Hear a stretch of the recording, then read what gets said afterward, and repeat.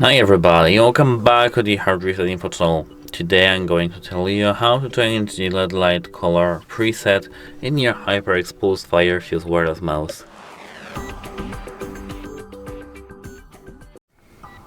So, here we are now in the application, which is called HyperX NGenuity, and here we do have color with these sliders. As you can see, we can manage the color, the brightness of this color, as you can see, the saturation actually, and here we can add plus to add the custom color.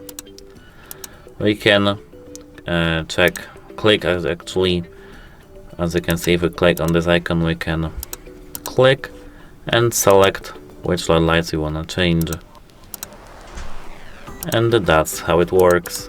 That's it. Hope it helps you, and goodbye.